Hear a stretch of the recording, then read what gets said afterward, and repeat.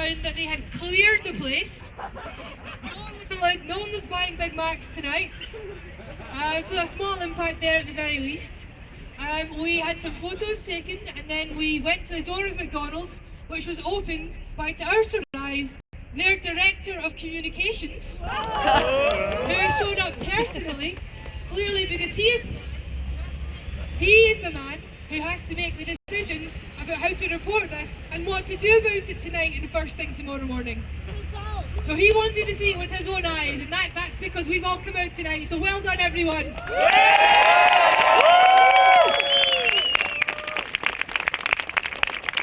The final thing, as I said to him as I handed him the poster, it's one thing to say one thing in some countries in the world, and sort of claim your pro-equality, but quite another to be silent when young people are being beaten and tortured and humiliated, captured and humiliated in countries like Russia because they're gay. They're your customers, they're your employees, and you're saying nothing. And we here tonight and around the world in 19 cities will hold you accountable.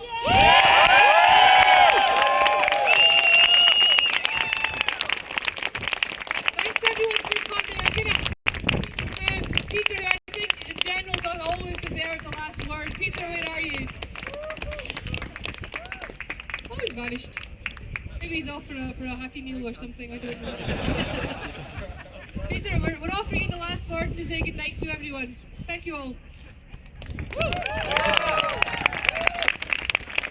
Well, the biggest thank you of the night has to be all of you who've been here to stand in solidarity with LGBT Russians, to send a signal to the Russian government that we are watching, that we care, that we will not be silent while our brothers and sisters in Russia are being persecuted.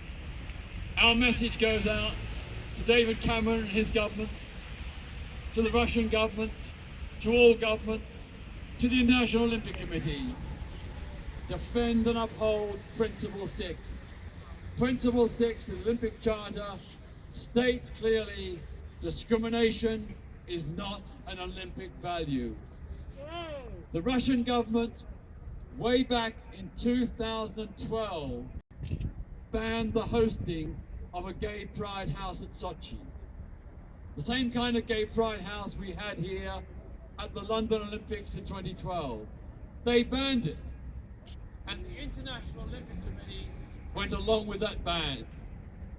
The International Olympic Committee allowed that ban to take place, colluded with discrimination by the Russian government. And of course, we know that in the current atmosphere, it's probably very unlikely that any Russian LGBT athlete would be selected for the country's Olympic squad at Sochi.